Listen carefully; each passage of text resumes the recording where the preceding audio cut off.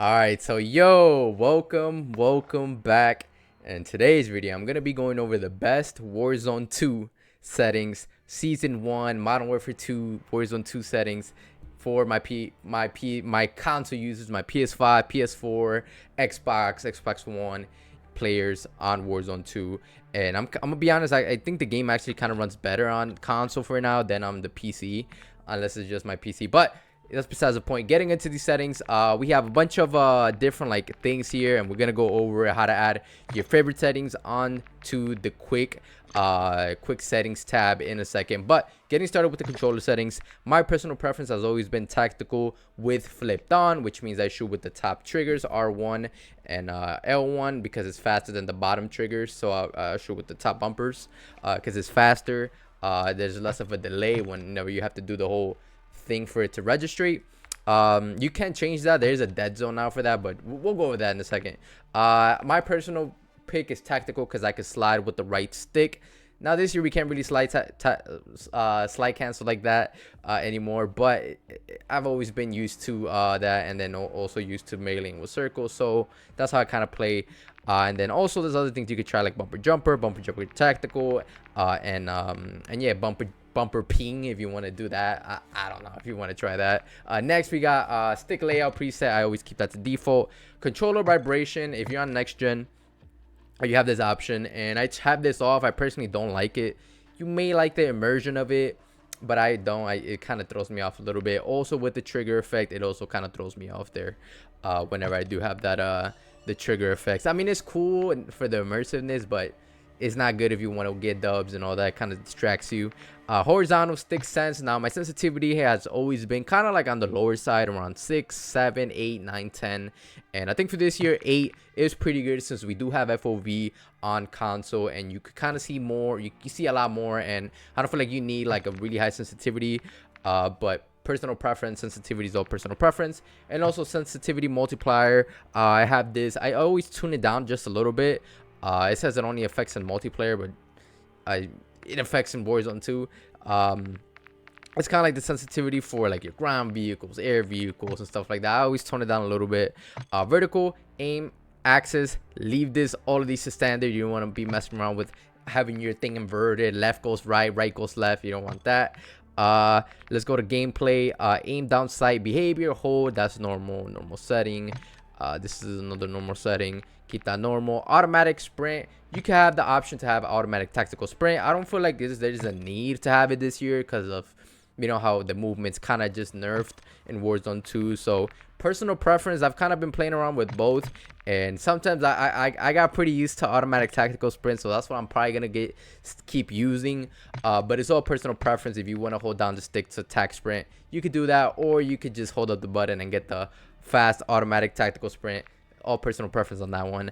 Current behavior, keep this on hold. ADS plus melee weapon mount, that's kind of been normal. And then this is how you can pick up things faster in Warzone 2. This is a must that you must put prioritize interact, so you could pick things up and loot fast. Just tap square, tap X, and then you could just pick up the item really quick. Normally it's on tap to reload, but you want to put this to prioritize interact. Armor plate behavior, apply all. It kind of applies quick. Just hold it once and then applies all 3 or 2 of your shields in Warzone 2, so you want to have that on. And then we have the advanced settings here. Target aim assist on. Aim assist type, I personally have mine to Black Ops because you do get like a small bit more of aim assist with Black Ops, but anything between Black Ops or default, any of the two, it's pretty much the same thing. But Black Ops has shown that you do get a little bit more aim assist when you do run Black Ops. ADS aim assist, you want to have that on. Only available in single players. Okay, so that's for single player. Gyro behavior, you want to have this off, in my opinion. Now gyro aiming is basically you can literally aim with your controller. So if you have this on, if you have both of these gyro behavior and gyro vector, all that on, whenever you move your controller, it will literally move on your screen without you touching the stick. So it's a little confusing. I don't like it. I have it off. I don't want to see y'all running it because it's not good. It's not good for competitiveness if you want to get those dubs and kills. Aim response curve type dynamic has always been the best. Like I said, dynamics for like the people that rush and all that kind of has the best aim rate control. Linear for like the snipers and stuff like that. And then standard is just the normal one. I like dynamic. I kind of play a little aggressive, so that's how I run it. ADS sense multiplier. Now this is when you're ADSing your sensitivity while you're ADS. I always bump it down a little bit, like 0.8 or 0.85, 0.9, just a little bit, just to have it a little bit lower. And then instant ADS sensitivity transition timing, so that it goes right away. You can either do that, or if you like it gradually, slowly goes down to 0.85, you could do that either between or two, whichever one you want. And then you can customize per zoom. I have mine's on the lower end. Low zoom, I have it a little bit lower, but on the higher zoom, you do want to have it a little bit higher since you are more zoomed in, like when using a sniper rifle, etc. And then the dead zone, this is a big one. Left stick minimum and right stick minimum, you want to have these to the lowest as possible for your controller. Now in order to test this, you could go either into like a private match or a Warzone 2 match and just line up your crosshairs into like a wall and make sure that it doesn't move. And you want to keep going lower and lower and lower on both of these. The lower the better. And when it starts moving, if it moves on 0.5, little bit of controller drift, and it doesn't move on 0.6, then you know 0.6 is the one. Same, you know, etc, etc. And then left stick max and right stick max, this is the maximum dead zone. So like you're able to max this out all the way when you turn right and left. So you want to have this all the way to 1.0. The max is the highest you want to go. L2 and R2 button dead zone. Now this is what I was talking about earlier. If you play default, if you don't play flipped, then this, you could take advantage of this. So when you press down, you know how it doesn't register right away until it gets to like probably like right there. So the whole thing from here doesn't register, but when you get right here, it registers, right? Now you can change that. You can have it lower if you want it to register instantly, like right away, with you barely just touching it like that, like where you can't even see it, where you barely touch it, then it will register. So I kind of have it on normal because I don't really use L2 and R2. That's only for like the heartbeat and Semtex, my grenade. I don't want to accidentally throw it if I accidentally touch it. So I keep this on normal. But if you do play on left L2 and R2 to aim and shoot, then you do want to play around with this because it will benefit you. Next we have our movement behaviors. This is locked. I don't know why that's locked, y'all. Oh, auto move forward, I have that off. No, you don't want that on. Tactical sprint behavior, that doesn't matter if you have automatic tactical sprint on, but if you don't have auto tac sprint, then you can play around with this. You can either have it on double tap or just single tap, and then you start running. Like the kind of personal preference there, but I like to keep that on normal.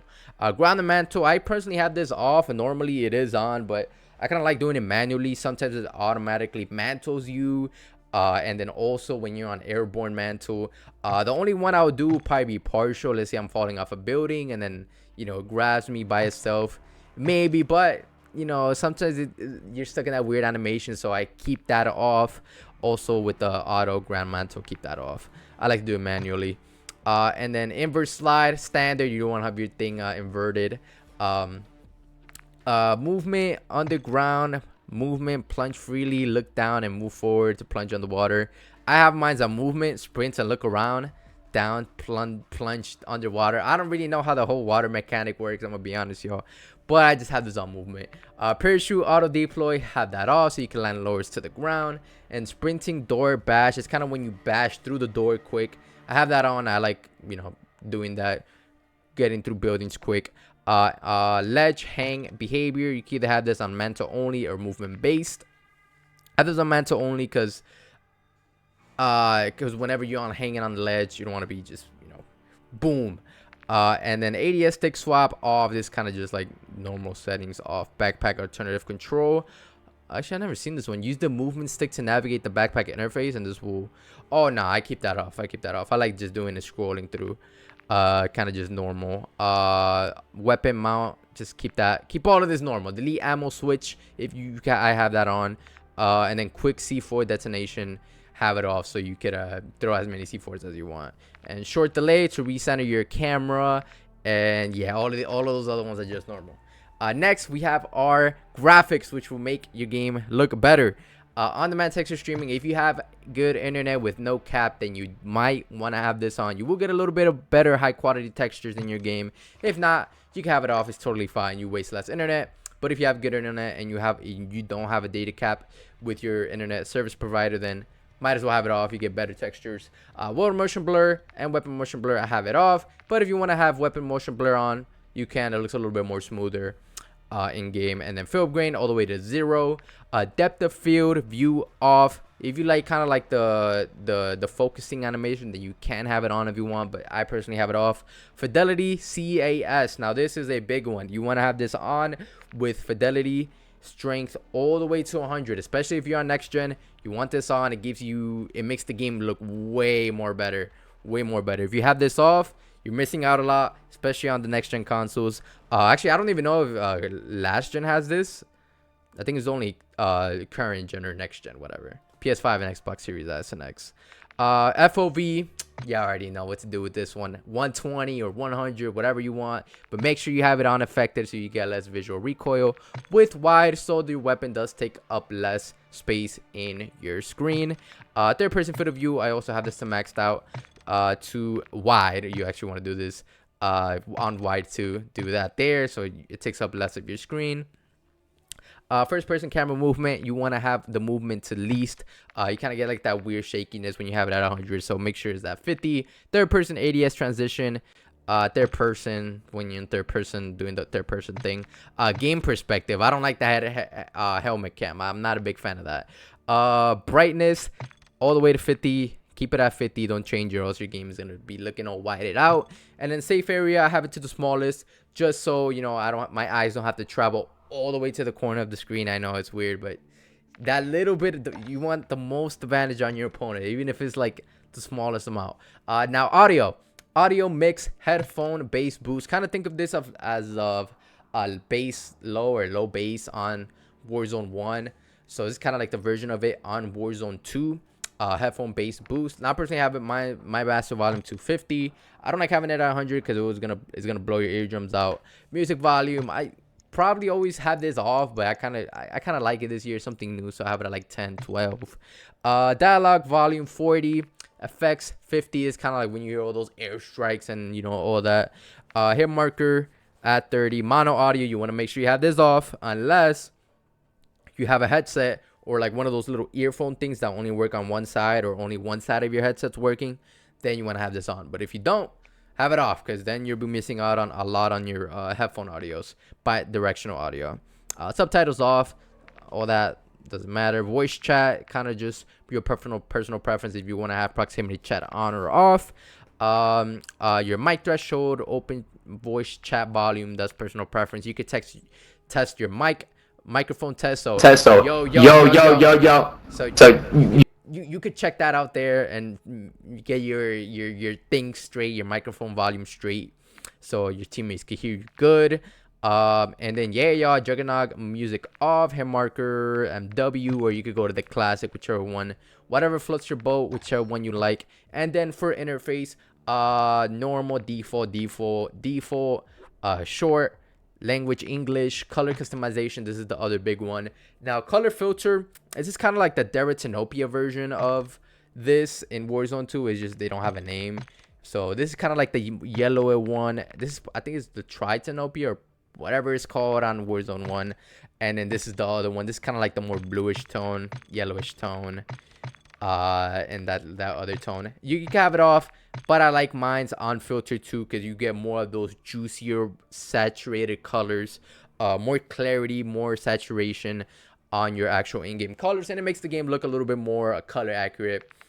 Make sure to have this to both so you can actually see it in game, which is called world here on the setting. World color intensity, from 50 or 100, however you want. And then this is kind of my it is right here. Boom, right there. This is kind of like for the logos thing. Protanopia, Deratinopia, and Tritanopia. So that's kind of like the thing. So this is Protanopia, Deratinopia, and Tritanopia.